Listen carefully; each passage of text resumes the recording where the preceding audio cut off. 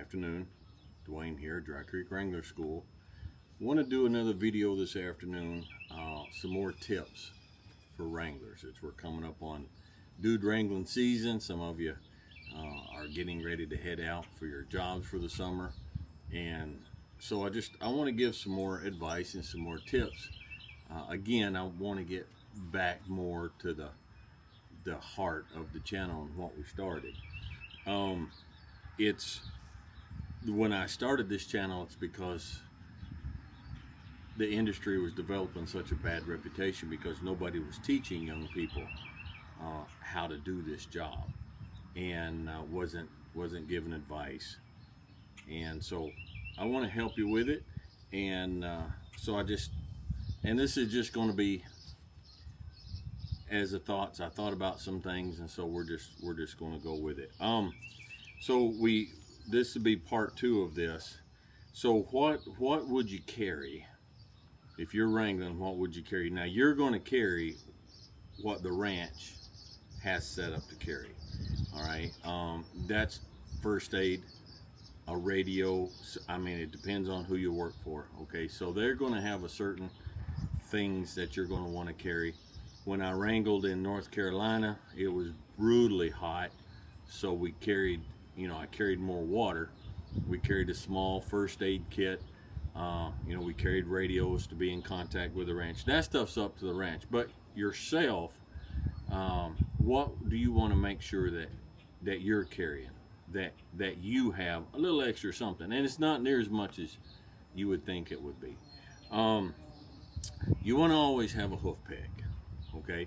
Now I strongly recommend, this one's Mama's, and I've got one a lot like it. This is a case. This is called an equestrian knife, and it's got a knife blade, which you're going to always carry a knife. And I've got a video on here that I made not too long ago about cowboy knives, and there's a lot of information on there. But if you want to just carry one, this one is made by Case. They're very good knives. So you got a knife blade, which you're always going to have a knife blade. All right. And the other thing this knife has is a hoof peg. So instead of dropping something in your saddlebag, instead of having another something tied onto your back cinch or to whatever, you can just carry a pocket knife, which you always have, but it has a hoof pick in it. So if you've got your string out there and the horse starts limping, you can stop, you can pick up a hoof, you can dig out a stone if that's what the problem is. You always want to have that.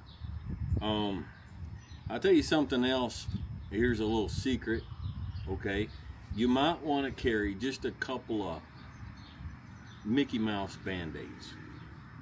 By Mickey Mouse, I mean literally Mickey Mouse. Okay, or some little cutesy cartoon character. Now you're going to have, most likely, you're going to have a first aid kit. Okay. But I have had children on horseback, little children, 5, 6 years old, go by. Mama's got them in shorts. I don't know why, but does. And a tree limb will come by and just kind of give a little scratch. All right. Now, some children were not raised the way I raised my children, and they're just going to break up and come apart. All right. They don't need first aid. They do not need medical attention.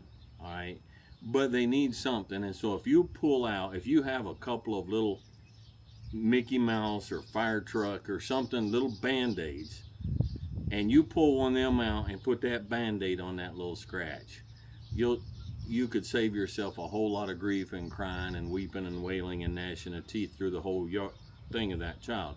A lot of children these days are not. They're raised. See how soft I'm walking here? They're raised soft, and they're just babied, and they just cry, and it's a mental thing. It's an emotional thing. It's not a physical thing. And you can dig in there and pull all this stuff out, but if I have really stitched back together a ride by just pulling out a little tiny Mickey Mouse Band-Aid and putting it on a child, and that's why doctors and pediatricians and stuff, that's why they keep those on hand for the children. Okay, so that's something you're going to want to think about keeping. Now, depending on climate, when I was guiding in Alaska, we had a really wet, cold year one year. It just would not warm up. It would not dry up. And I took the guest out, and we got halfway through the ride, and everybody was just miserable. They were blue. They were shivering. Their eyes were like, we've got to endure 2 more of this, 2 more hours of this. So I turned around and I said, all right, listen, you guys paid for this ride. This is your ride. Now, we can do one of 2 things, and it's your choice. We can take the whole ride, and I'm perfectly willing and happy to do that. Or we can stop and get down right here, and I can build you a nice big bonfire, and we can stand around the fire and get warm and talk and get to know each other and take a shortcut back home that'll take us 20 minutes back to the ranch after we stand around this fire.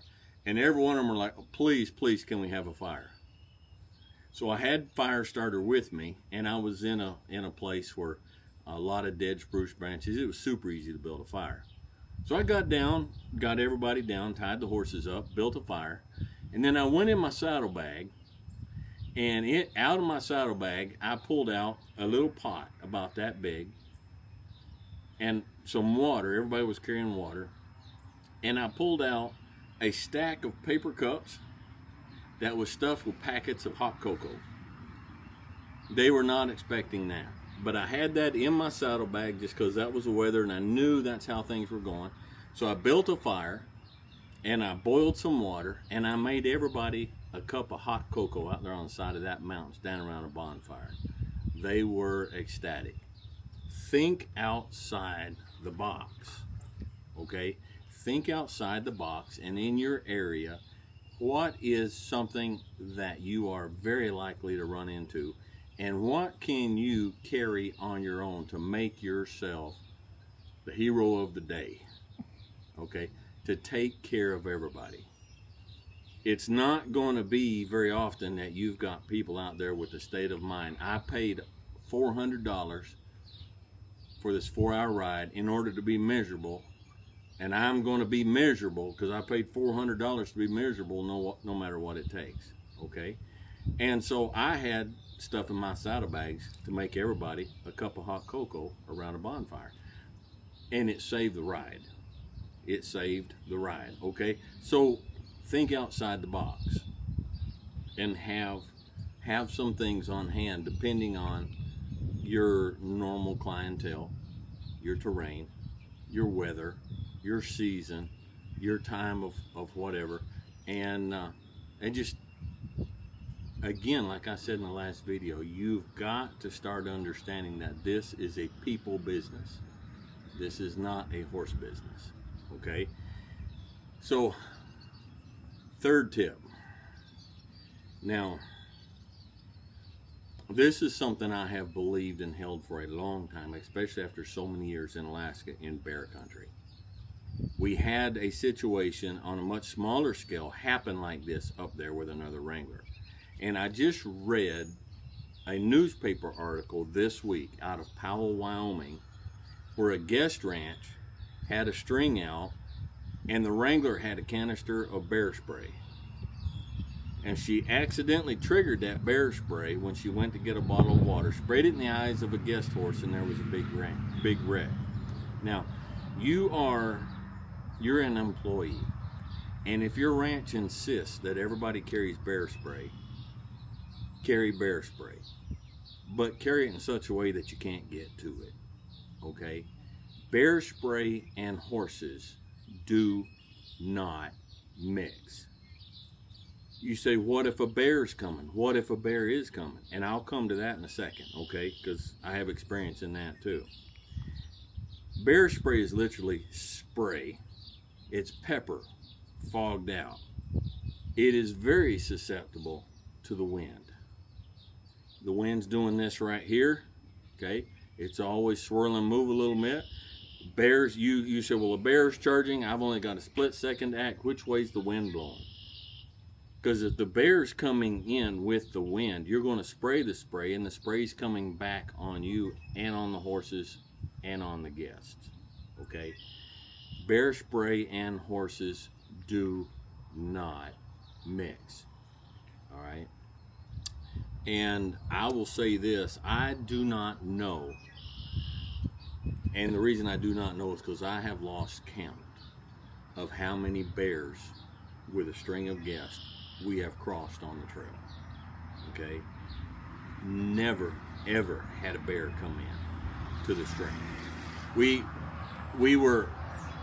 I was working up there and we had a Wrangler, and he was from the wild country and he wasn't a kid, so he wasn't a greenhorn. And he led a ride out. I think I told this story before. I'm getting to the age now, I forget my stories. But he led a ride out and he was on one of the ranch's old veteran horses. And they were going down the trail, and in front of him in the woods there was a black bear sow, that's a female, a mama, and her cub. And when they saw the string coming, mama dove off the trail on this side and the baby dove off the trail on this side.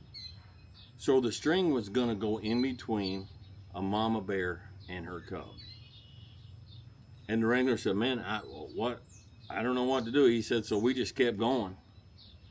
And he said that horse he was on pinned its ears back and bared its teeth and didn't even slow down, went right between the sow and her cub.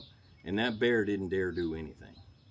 Now those horses were veterans, so they were not scared of the bear smell. Okay, but the thing is, the bear, when you look at a horse and rider, think about this. Okay, your experience and your mind and your eye says that is a rider on a horse. When a bear looks at a rider on a horse, what they see is a 7-foot tall animal that weighs 1,000 pounds. And they're like, there's easier game than this. And then when you've got a string and you've got 7 or 8 of these creatures, there's not babies falling along. There's not the weak and the sickly that they prey on. You've got however many's in the string, you've got that many 7, 8 foot tall creatures that weigh 1,000 pounds. A bear, people may have different experiences, and I'd love for you to get on here and tell. But I've never had a bear, a grizzly bear or a black bear. I've had them stand up and watch us as we went by. I've had them underneath the bridge as we went by and stayed underneath the bridge. I've had them standing out there just kind of hunkered down in the spruce and watch us go by. But I've never had one come in, ever. Okay?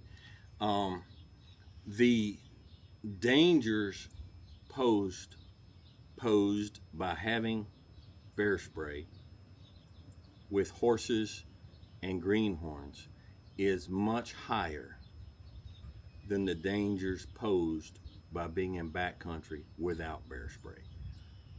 All right, it's more dangerous to have the bear spray than it is to not have the bear spray. You're much more likely for, and a woman wound up in the hospital, this thing in Wyoming, and it wasn't a bear that did it. Okay, bear spray and horses don't mix. Now I've worked in a lot of places, and I carried a firearm in bear country, and that was up to the boss, that was up to the ranch, up to the rules. And so I carried a bear gun just in case. Now I was, except for when I first started out of Cody, in later years, I was always about one of the oldest, most mature wranglers most people ever ran into. And I had a lot of guests come up to me as we were leaving, getting ready to go out, point at the pistol on my belt and say, I sure feel a whole lot better with you up there having that. Now I knew that I wasn't going to need it, all right? But it's better to have it, not need it, than need it, not have it, and it made the guests feel better, okay? But I will go into the advice on that. If you do carry a firearm, you never, ever, ever, never, ever, you think I got that across, Mama? Mm-hmm. Never pull the thing out of its holster unless you're shooting at a bear. Never. I don't care if the dude says I'm a 30-year experienced veteran cop. Can I see that? No, you may not. With all respect, no. It does not come out of the holster. Okay? That is a liability issue. That is a safety issue. You do not know these people. That pistol, that handgun, stays in the holster unless you're pulling it out to immediately use. Okay? That is imperative. Boys, I know you. I was one. I don't care how pretty she is. I don't care how cute she is. I don't care how much she brags on that pistol and how cowboy you look and how John Wayne. You do not pull it out and show it to her. You do not. I don't care if he's been an 8-year veteran in the Marine Corps. I don't care. It is a horrible liability, and you don't know people, and so you don't do it. Okay? I think I've stressed that, and I don't think there's any question on that. Bear spray, bad with horses. All right? Handguns, have some sense about you, and they stay in the holster. Okay? But that's going to depend on your location, and that's going to depend on your boss, and that's going to depend on your ranch's rules. Okay? Let's see, what other advice can I give? If you're heading out for the first time and you're kind of new to riding in the wild country, Waylon's warning us there's some boogers out there. And you cross a creek or a river of any size, don't look at the water. Okay? Especially if the water, if it's moving, like if it's moving to the left to the right, the wind's coming up, we gotta hurry and get done with this. And you're crossing, what you're gonna do, 9 times out of 10, you're gonna watch that water going that way. And it's gonna give you vertigo and it's gonna mesmerize you. And people have fallen off their saddles right into the water. Don't look at the water. It's just like being on a boat and your head starts getting a little bit, and it will do that, I'm telling you. Look at the far shoreline. Keep your eyes on the far shoreline and ride to the far shoreline and tell your guests. You don't want a guest falling out of the saddle into the river, even if it's only knee deep, okay? It's a thing. And if you don't believe me, next time you go out and cross the river, give it a try. Hold on to that horn while you're doing it, okay? So anyhow, there's just some tips. Mama, can you think of anything I'm missing here? Okay. Let me give you one more if the wind will let us, okay? I found out that leading a dude string all summer long is one of the best ways in the world to turn a horse into a hand, if you're smart about it, okay? If you've got a horse that's just kind of up here, lead a dude string off of him or follow on a dude string, all right? And he'll be up here, but if you're relaxed, the consistency and the pace will seep into him, and after a while he'll figure out there is no reason why he should be excited, and he'll just put his head down and he'll just calm down. You got a horse that tries to walk off when you're mounting, turn around, you're at the head, here's your string, okay? Your horse is right here. You got to stop and get down and help somebody back here. If your horse won't stand still, if they're kind of new and you don't trust them, tie them to the tree right here off the trail, not with the reins, okay? When you get done and you go to get back on your horse, turn your horse to face the string, and then get on your horse facing the string, okay? If your horse is facing this way and you go to get on, he already knows. They work off of anticipation, knowing what's coming. As you go to get on, he'll head on down the trail because he knows that's what you're doing. So turn and face the string and get on. And he's like, I know we're not just riding right back through that string, but we're not facing down the trail. So after a while of just that quiet consistency of using your head, you can teach your horse out of a lot of these little minor irritating habits that we don't want them to have. Okay, if it's your horse, hobble train that horse, especially if you do more longer rides. That's one of the best ways to bulletproof a horse. Okay, so anyhow, if we were sitting out here around the fire and drinking coffee and smoking cigars, and you said, Dwayne, give me some tips, I'm fixing to go wrangling, that's some things I would give you. Okay, So we're going to go ahead and quit now. We got, the weather says in the next 4 or 5 days, we got 8 to 10 to 12 inches of rain coming in. Everybody's battening down the hatches. I went out today and got 2 big round bales of hay, put them out in the pasture, one way up on high ground so the horses are covered in the midst of all this. And we're just getting ready. We're getting ready to be tucked in for a while. So I wanted to go ahead and get another video made while we can still sit outside. It's getting dark, the wind's starting to bring that weather in, but we're gonna make hay while the sun shines, so to speak. Okay? All right, so I hope this helps you a little bit, guys. Enjoy it. I guarantee you will look back on this for the rest of your life as one of the greatest seasons of your life, if you give it a chance, if you do it right. You're 50 years old, you'll turn around and look back at this and say, I wish I was back doing that again. There's a joy, a freedom, and an innocency of life right now that when this is gone, you'll probably never experience again.